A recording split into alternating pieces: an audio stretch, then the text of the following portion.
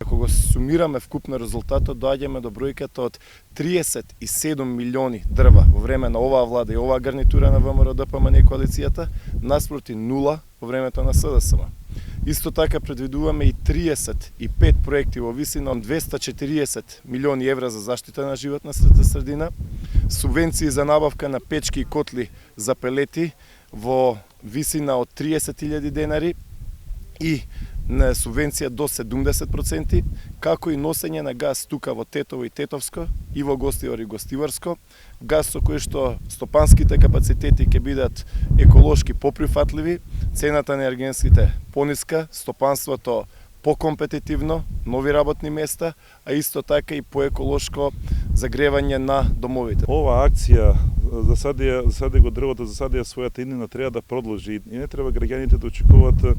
И од тие причини велиме засади еднината, бидејќи дрвото најмалку 50-60 години му треба да стане шума. Од тие причини треба ова акција без разлика во еднината треба да продолжи, да се засадува еднината, се со цел да имаме една чиста средина. Над 50% се прифатени, што е еден одличен резултат, имајќи во предвид дека 25 до 30% да се прифатат садници, се рачуна за добар резултат. Значи ние имаме 50 до 60% прифатени садници, ова го кажува извештајот на